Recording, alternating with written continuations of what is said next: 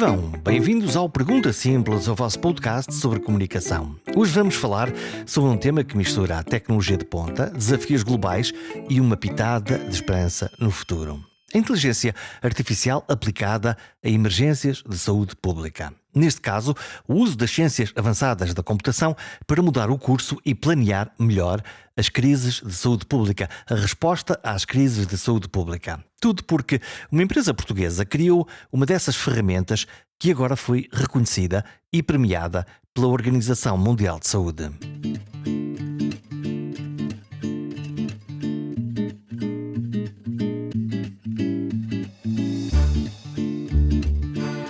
Quando há uma crise de saúde, um terremoto, um fogo ou uma inundação de escala cataclísmica, todos os países se mobilizam para responder e ajudar. Seja uma pandemia de gripe, um sismo na Turquia ou uma guerra no centro da África ou em plena Europa, como sabemos. As primeiras equipas de socorro precisam de chegar depressa e instalar-se. E é esse movimento que corresponde a um desafio gigantesco em contrarrelógio. Um desafio de logística, um desafio de comunicação.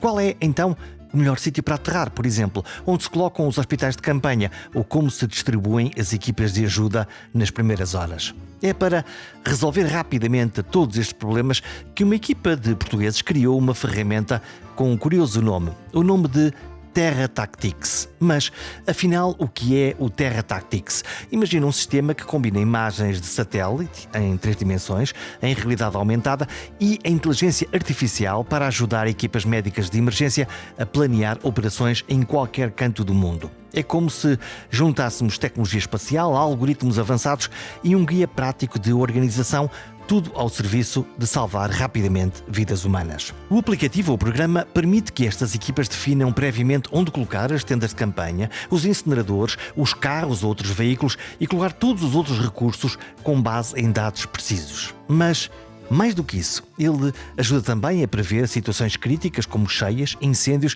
ou mesmo efeitos de desastres naturais, permitindo que as decisões sejam tomadas com segurança e eficiência, mesmo antes de chegar ao terreno.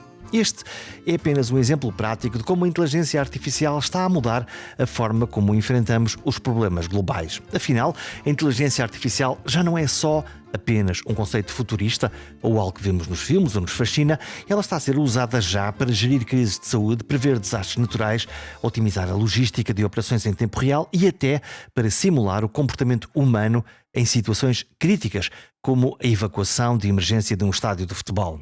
Nos próximos minutos vamos explorar este universo de possibilidades e de desafios.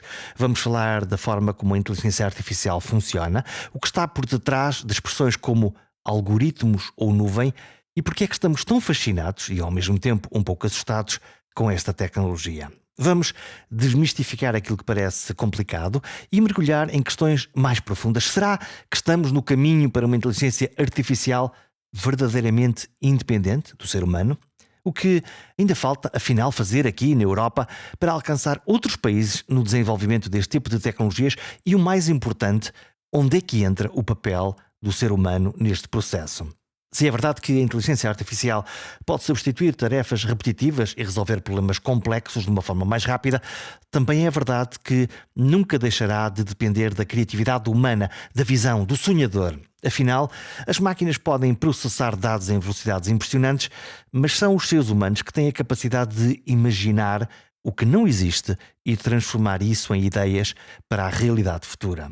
Falamos durante esta conversa sobre esta tecnologia e a sua democratização. Hoje, com ferramentas como o ChatGPT e outros modelos de linguagem natural, qualquer pessoa consegue interagir com sistemas avançados de inteligência artificial sem precisar de ser programador informático. Isso significa que esta inteligência não é só apenas para os especialistas, ela está acessível para todos, desde que a saibamos usar de uma forma consciente. E claro, não podemos deixar de discutir a questão da privacidade num mundo onde quase tudo está na nuvem, desde as nossas fotografias pessoais até aos sensíveis dados de saúde. Como é que nós protegemos estas informações mais pessoais, sabendo que elas estão numa nuvem? Será que a solução passa por armazenar alguns destes dados em modelos locais, nos nossos computadores pessoais?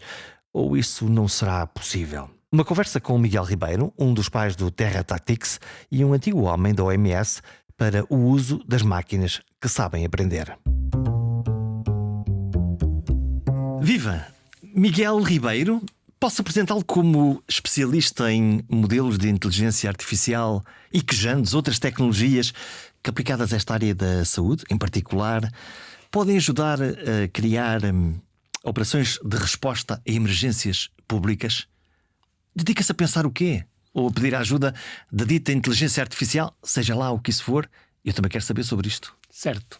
A inteligência artificial é um chavão que é usado hoje em dia em qualquer organização ou em qualquer pessoa com quem falemos hoje em dia vai falar em inteligência artificial. É sexy. É um chavão, mas na verdade a inteligência artificial não é mais do que uma série de algoritmos, ou seja, de programas informáticos que estão a correr num computador. A diferença é que eles não estão a correr na nossa máquina localmente, estão a correr na cloud. E o que é a cloud? É um conjunto de máquinas ligadas entre elas que compõem um data center e que têm recursos suficientes para correr estes algoritmos. E onde é que está essa cloud? Porque nós ouvimos falar recentemente da cloud, daquela que era em Sines, que iam lá construir lá uma cloud. Onde é que está essa cloud, fisicamente? Fisicamente está em data centers em princípio estará nos data centers da Microsoft, da Azure, pode estar na AWS, pode estar na Google, pode estar em qualquer outra empresa que faça disto um negócio. Portanto, são máquinas que estão ligadas num edifício e que estão depois ligadas com um cabo aos outros computadores. Podem estar em vários sítios do mundo? Podem estar aliás, estão em vários sítios do mundo por várias razões. Uma delas é a latência, que é o tempo de resposta que nós pretendemos que a máquina que seja o mais curto possível. Entre a pergunta e a resposta? Entre a pergunta e a resposta, e portanto, se esse data center estiver mais próximo de nós, a resposta vai ser também mais rápida. E o que essas empresas fazem é ter mesmos algoritmos espelhados em vários data centers do mundo, e nós escolhemos qual é o data center que queremos aceder. E essa é uma razão de segurança? É uma razão tecnológica que... Também, porque estamos a distribuir ao fim e ao cabo a informação por mais do que um lado. Por outro lado, temos a questão da privacidade dos dados, que no caso da Europa os servidores têm que estar obrigatoriamente dentro do espaço europeu, não podem estar fora. Isso para garantir que os nossos dados não são usados, exatamente. E também, em termos técnicos, para ser mais rápida a resposta, para ser mais eficiente. Sendo que já estamos a ver que hoje falamos já de computação quântica, já coisas muito, muito avançadas, já não são, lá está, os nossos chipzinhos de cobre, de silício, do que lá está, estamos a falar de outra coisa. Mas os países do mundo têm ofertas diferentes, umas mais avançadas, outras menos. E eu suspeito que a Europa está um bocadinho atrás naquilo que são o estado da arte. Então nós preservamos os nossos dados, por um lado, por uma questão de segurança, que me parece muito bem, em matérias, enfim, a saúde é um bom exemplo. E por outro lado, estamos um passo atrás na tecnologia ou não? Ou é uma ilusão? De facto, a maior parte das empresas de tecnologia situam-se nos Estados Unidos. Mas já existem empresas, como a Mistral em França, que produzem algoritmos de grande qualidade. Também existe a Falcon nos Emirados Árabes Unidos e há outras mais pequenas e menos conhecidas do público geral e que estão localizadas fora dos Estados Unidos. Mas a esmagadora maioria, como o OpenAI, como o Anthropic, como qualquer uma destas grandes que normalmente as pessoas conhecem, estão nos Estados Unidos. Quando nós falamos de algoritmos, parece uma coisa aqui complicada, um bicho de 7 cabeças, uma máquina pensante. O que raio é um algoritmo? Um algoritmo é apenas um programa informático que está a correr. Portanto, é uma forma de matemática que está a ser aplicada para resolver um determinado problema.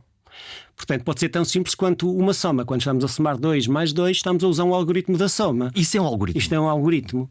Mas um algoritmo para interpretar um documento, um PDF, e extrair daí a informação que aí está, continua a ser um algoritmo. Simplesmente é um algoritmo mais complexo, mas não deixa de ser uma fórmula matemática que está a ser usada, que está a ser convertida para um programa e está a ser desenvolvida numa linguagem que, neste caso da inteligência artificial, é quase exclusivamente o Python. Poderá ser outras, mas normalmente é o Python. Eu já estou perdido. O que é o Python? O Python é a linguagem de programação que é usada para implementar este tipo de algoritmos. É uma espécie do português das máquinas? Tem uma gramática? Tem uma gramática, tem uma sintaxe, sim. Tem uma sintaxe, tem uma gramática e existem regras para desenvolver esta linguagem. Há mais linguagens que podem ser usadas, mas em 90 e tal % dos casos o Python é a linguagem da inteligência artificial.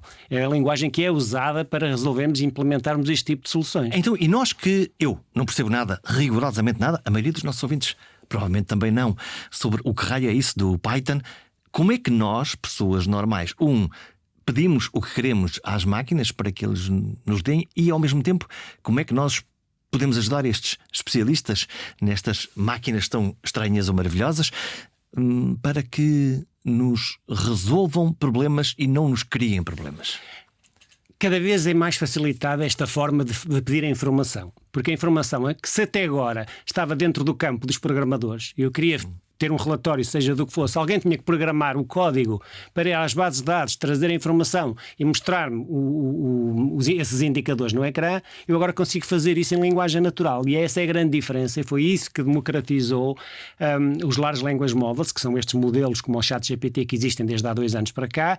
Foi a facilidade com que nós podemos pedir essa informação usando apenas linguagem natural e sem conhecimento técnico do que está por trás desta máquina. Então, e como é que a máquina que supostamente fala uma língua diferente nos entende a nós humanos?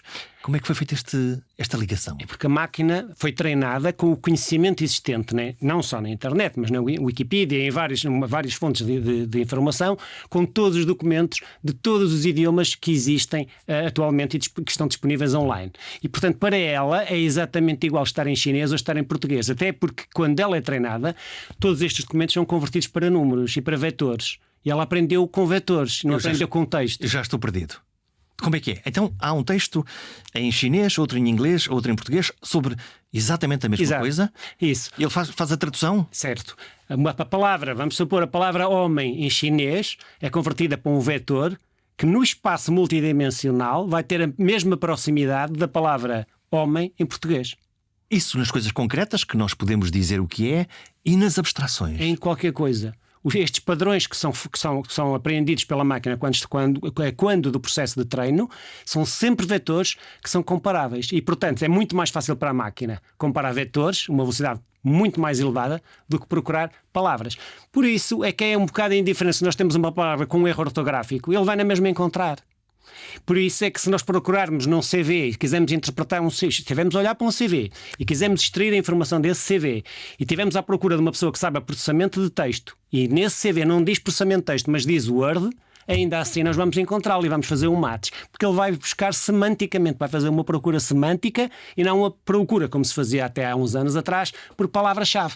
Por procura, se encontrares isto, vais-te trazer aquilo. Não, e por regras isto deixou de existir e agora a procura é semântica, ou seja, é pelo conceito, pelo que quer dizer a frase e não pelo que está lá escrito. Porque todas as frases são previamente convertidas para um vetor multidimensional. Isto é uma coisa um bocado abstrata porque é difícil de imaginar um vetor multidimensional. Nós estamos habituados a trabalhar em 2, quando muito em 3 dimensões, e quando estamos a falar destes algoritmos que convertem as palavras e as frases ou os parágrafos para 768 dimensões, e nós não conseguimos imaginar um vetor com 768 dimensões porque, em termos físicos, o nosso cérebro não está preparado para isso.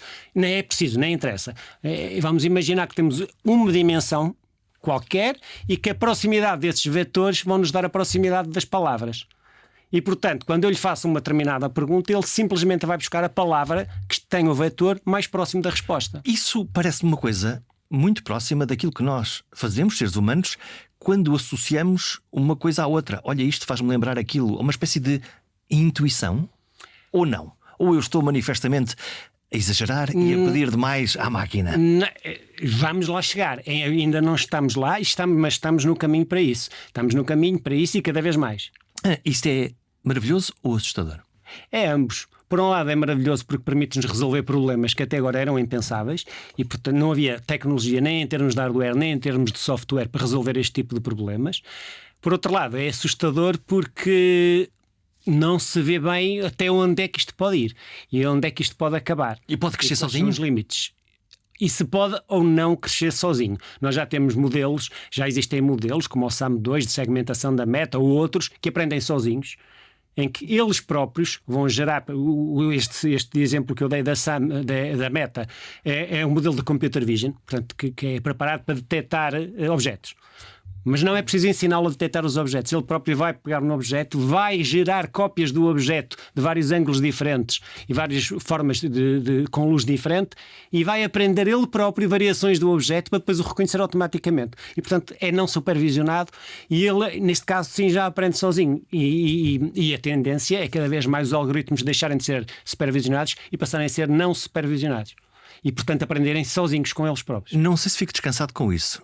Significa que o passo a seguir pode ser não só visualizar, enquadrar, criar, no fundo, um catálogo quase da biblioteca das coisas que existem no mundo, mas depois começar a recriar e a criar um universo completamente diferente, com linguagens diferentes, com objetos diferentes, com uma criatividade diferente. Poderá ser, aliás, houve aqui um exemplo há uns tempos atrás, em que dois algoritmos de inteligência artificial foram postos a comunicar um com o outro.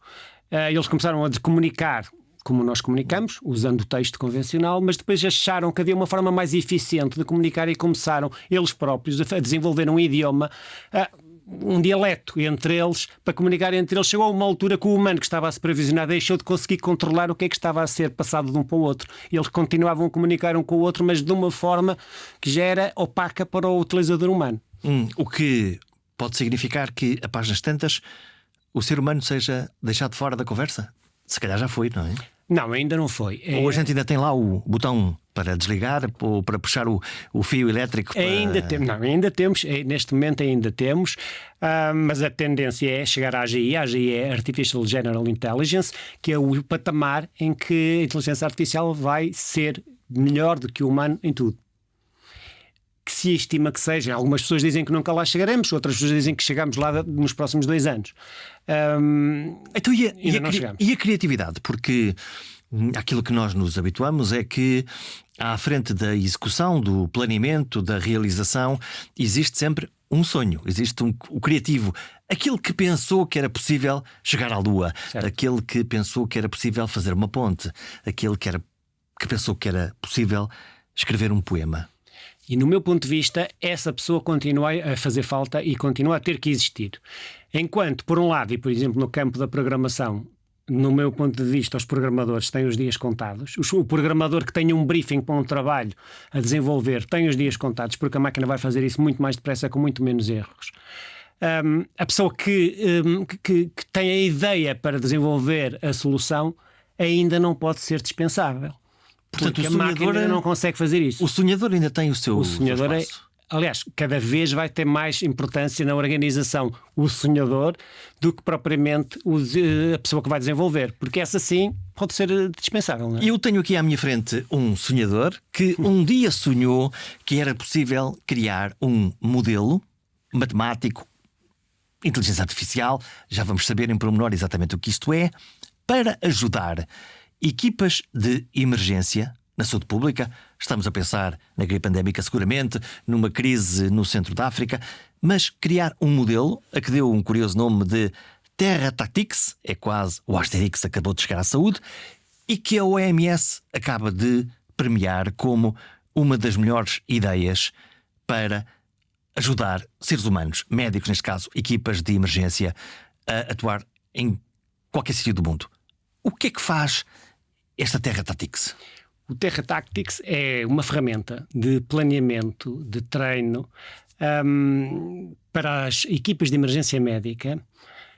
Quando têm que responder a uma emergência médica em qualquer ponto do mundo, eles são convocados, portanto vêm de várias partes do mundo, e o que esta ferramenta permite é que elas, antes de chegar ao terreno, consigam planear a localização exata, usando imagens por satélite em 3D, usando realidade aumentada para a visualização prévia, usando inteligência artificial para, analisando as imagens de satélite, escolherem qual é o sítio mais adequado para a localização das tendas, dos carros, dos incineradores, seja do que for, e permite-lhes saber a priori qual é a organização mais eficiente, e se não tiverem a certeza dessa organização, a própria máquina, o próprio software, vai aconselhar, de acordo com os guias do Red Book, que é o guia da Cruz Vermelha, deste tipo de organizações, vai aconselhar qual é a melhor localização e orientação no terreno real para pôr esses acampamentos. E ao mesmo tempo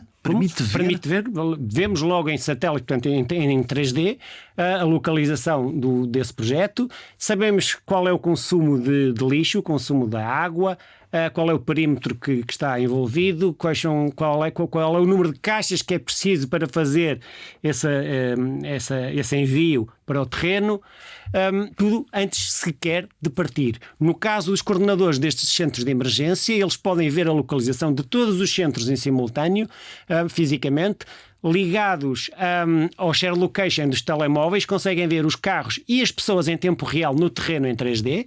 Portanto, eu, coordenador, consigo estar a ver onde é que as minhas equipas estão no momento exato onde elas estão neste momento. Isto serve para quê? Isto serve precisamente para um melhor planeamento e para não duplicar o número de elementos que são disponibilizados neste tipo de acampamentos e, portanto, de uma forma muito mais eficiente ir à partida destas deslocações de emergência. Nós estamos a pensar aqui naquilo que é o muito grande, uma campanha, enfim, por exemplo, para responder a um sismo grave. Tivemos aqui em Marrocos há uns anos, tivemos em vários sítios do mundo. Podemos olhar agora para o outro lado, para os Estados Unidos, com os incêndios. E no nosso país, por exemplo, entidades como os bombeiros ou o nosso INEM. Certo. Ainda bem que pergunta, porque uma das funcionalidades que está neste momento no Terra Tactics, aliás, duas diferentes, são as cheias, a simulação de cheias, em que nós conseguimos ver o nível das águas a subir em qualquer lugar, em qualquer local em Portugal, em 3D, em real time, e conseguimos ligar também às previsões meteorológicas para poder saber daqui a X horas onde é que o nível da água vai estar visualmente. Mas onde é que isso bebe? De onde é que essa informação vem? Bebe da informação do satélite, bebe da informação meteorológica e depois da posição, da localização real dos carros dos bombeiros ou das pessoas que nós sabemos que estão no terreno.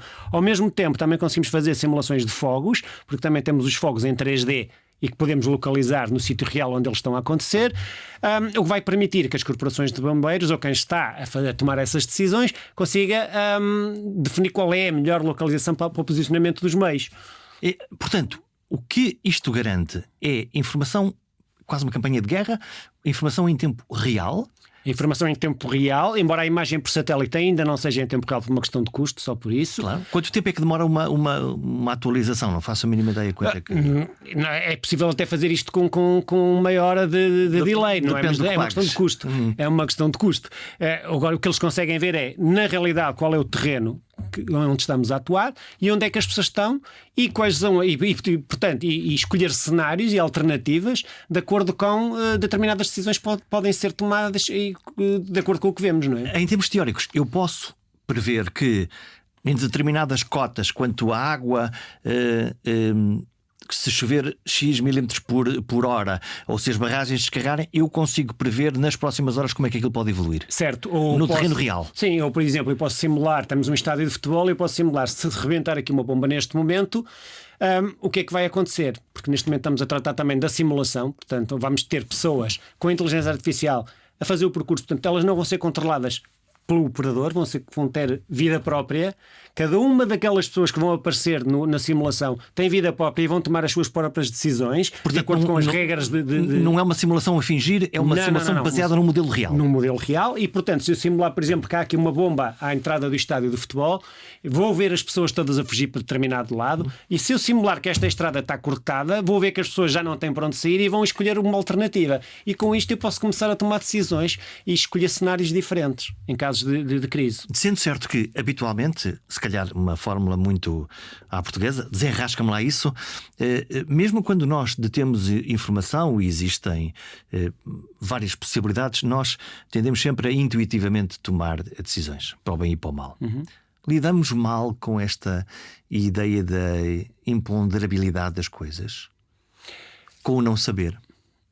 Ou com o achar que sabemos e que... Certo, por isso é que nós temos, ou é por isso é que estamos a desenvolver ferramentas como estas, para nos tirar um bocado a incerteza do que é que pode acontecer. Porque, de facto, a ideia que temos neste momento é...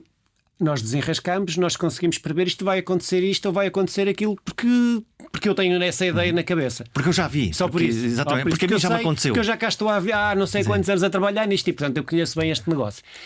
É o normal cá em Portugal. Mas se estivermos assentes numa ferramenta, uma ferramenta que está assente também em algoritmos matemáticos e precisos e que podem ser mensuráveis, conseguimos ter um poder de decisão. Isto só serve para ajudar a decisão, não é? Não é para tomar decisões sozinho, mas conseguimos ter uma ferramenta que nos apoie nas decisões que têm que ser tomadas nestes casos de crise e que são muito difíceis de tomar se não tivéssemos este tipo de ferramentas. E nestes modelos, eu agora estava a pensar que o país mudou muito nos últimos anos. Temos redes de autoestradas, redes viárias boas, infraestruturas, por exemplo, na saúde distribuídas pelo país. Na contagem dos tempos de chegada a um hospital ou de qual é o melhor meio mais próximo para poder ajudar uma determinada população no caso de uma emergência, seja um ataque cardíaco, seja um incêndio, seja uma inundação. Dá para funcionar. Mas isso não é propriamente, não é um problema técnico, não é? É político? Isso é um problema político, não é um problema técnico.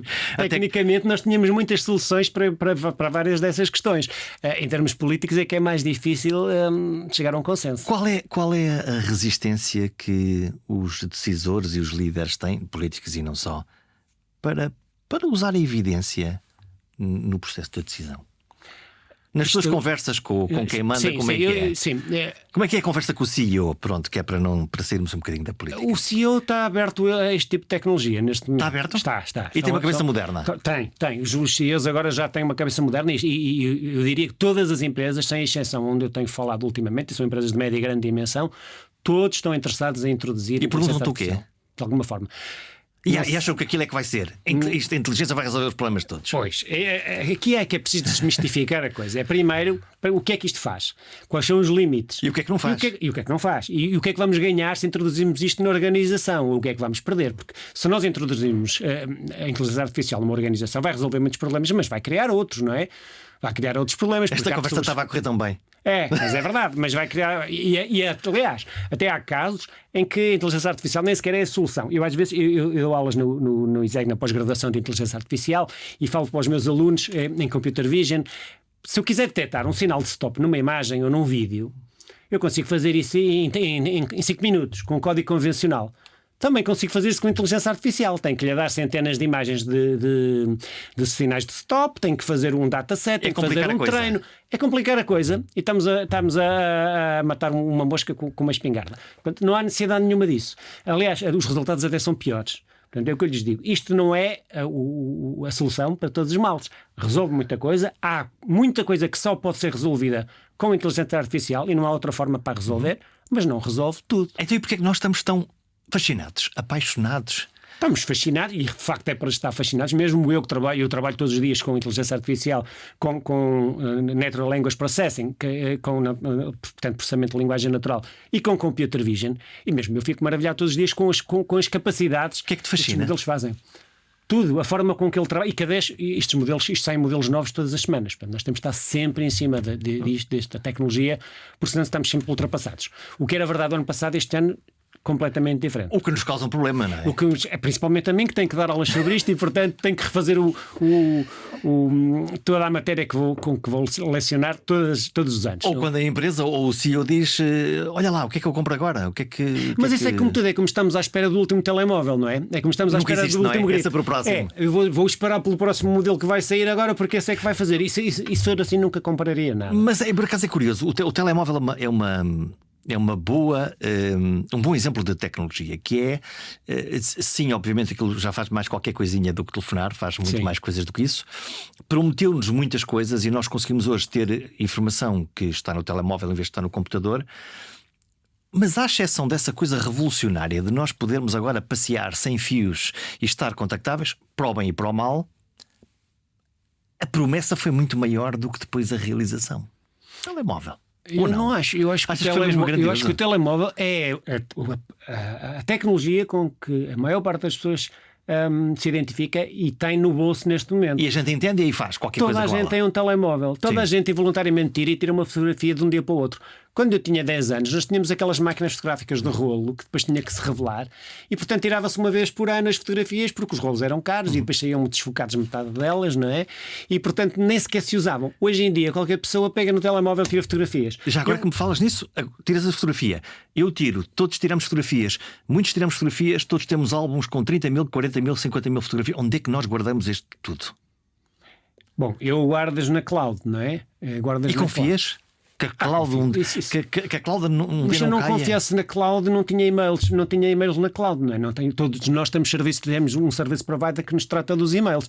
Se não temos um Gmail, temos uma coisa similar, não é? Portanto, todos os nossos e-mails já estão lá. Se nós trabalhamos com Office, todos os nossos documentos estão no OneDrive, estão na cloud também. Portanto, é impensável hoje em dia vivermos sem a cloud. Isso é uma ilusão.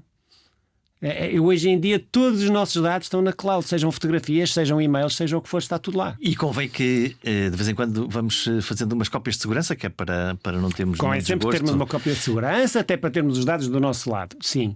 Mas até porque é impensável, dado o volume de dados que é gerado todos os dias, termos localmente, ou no telemóvel, por exemplo, essas imagens, esses vídeos que nós recebemos. Portanto, têm que estar armazenadas num sítio com maior dimensão. Estamos a fazer tudo o que podemos para aproveitar já o acervo de dados gigantescos que todos estamos a criar a todo mundo. Nós com os modelos estamos, porque como sabes, estes modelos trabalham com datasets, portanto, trabalham com uma quantidade enorme de dados. Isto só é possível, estes modelos também só é possível existirem hoje em dia pela enorme quantidade de dados que nós geramos também e que produzimos todos os dias. Isto, aqui há uns anos atrás, não era possível, não só porque o hardware não era suficiente para isto, mas também porque não tínhamos dados para alimentar os modelos. E não tínhamos o software dos modelos, mas não tínhamos essencialmente dados para os modelos. E com a quantidade de dados que nós temos, se eu andar com o meu telemóvel e se estiver a gerir, por exemplo, as pulsações ligadas ao relógio e a saber as minhas pulsações, consigo fazer um modelo que me vai prever como a minha saúde vai estar ao longo do dia, por exemplo. Com os giroscópios do telemóvel eu também consigo saber qual é o ângulo. E só com o giroscópio eu consigo saber o que é que estou a fazer, se estou a andar, se estou a correr, se estou a fazer outra coisa qualquer. E essa informação pode passar para o meu médico, por exemplo, para saber o que é que está a acontecer, como é que está o meu movimento? Pode estar para o médico, pode, se o quiser, não é? Essa é outra questão. A questão da privacidade dos dados também, da privacidade dos dados. Essa é a principal razão, aliás. Porque é que nem toda a gente usa o chat GPT, que até é de graça, portanto nem se paga? Porque é que as pessoas não usam o chat GPT? Porque o chat GPT é público, nada me diz se eu lá meter um documento se eu tiver lá um contrato da minha empresa e quiser traduzi-lo para alemão, que ele traduz aquilo também em 5 segundos, que pode copiá-lo, nada me garante que a seguir, se fores pedir um documento do mesmo tema, que ele não vá buscar o meu e que o apresente. Porque a informação está lá para ele, a informação, ele não sabe. Portanto, qual é a solução? E há a solução para isto. A solução é usarmos modelos que correm localmente. São modelos que as organizações trazem e correm dentro da própria organização. Mas isso só para grandes empresas? Porque não. Para nós também? Isso é um mito. Para nós, cidadãos? Sim, eu tenho 4. No meu Macintosh tem 4 modelos a correr localmente. Mas tu és um espécie especial. Estou a dar um exemplo. Eles correm aí no teu computador? Correm aqui no meu computador. Mas numa organização eu posso ter um modelo destes a correr dentro da organização e não preciso ter um chat GPT. Porque o chat GPT faz muito mais do que normalmente se precisa fazer. Ele sabe tudo de tudo.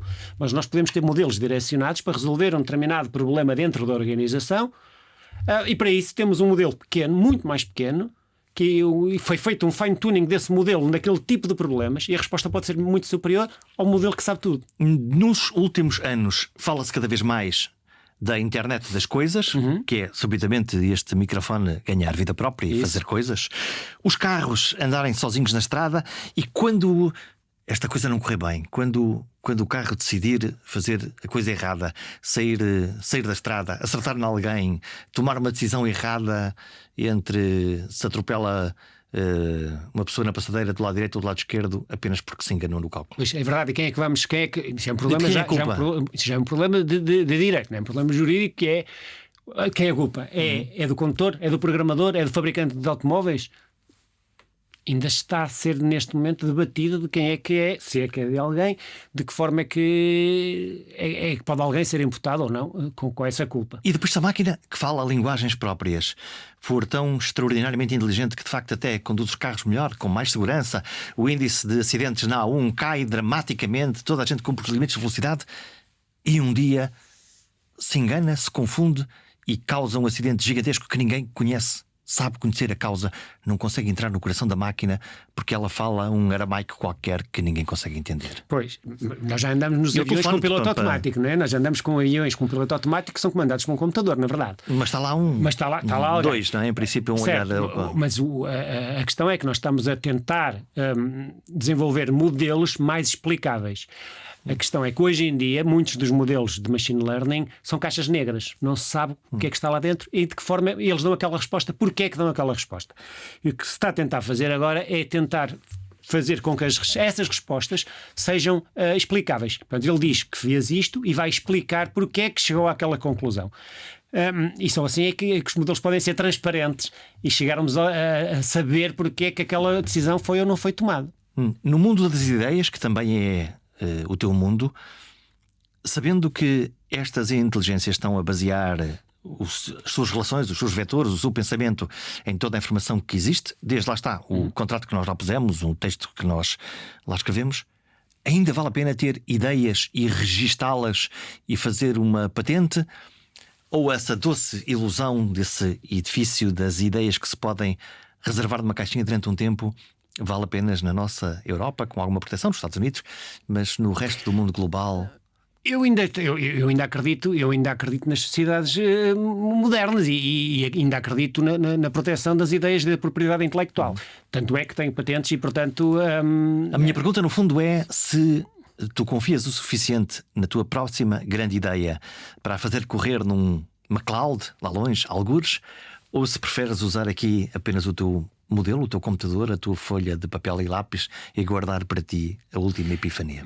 Se esse meu algoritmo fosse para disponibilizar a muita gente, eu não teria hipótese de o pôr a correr aqui na minha máquina. E para eu poder disponibilizar uma audiência elevada, eu vou ter que o pôr na cloud obrigatoriamente. Poderia era tomar medidas para que esse código não fosse aberto e não fosse replicável, ou seja, encriptaria o meu código de forma a não poder ser replicável. Seja na Terra, seja na nuvem ou num outro qualquer lugar que nem conseguimos imaginar, as máquinas espertas vieram para ficar. Que fazem trabalhos repetitivos e com mais precisão e rapidez, já sabemos e até agradecemos. Que possam tomar decisões, pensar ou sonhar melhor que os seres humanos, já me parece um bocadinho mais assustador. Alguém tem por aí uma trela? É que entregar a um computador grandes decisões parece-me francamente arriscado. Entretanto, podemos desde já ver que, quando bem usada, a inteligência dita artificial, ou a verdadeira, dos humanos, dá um grande jeito. Até para a semana.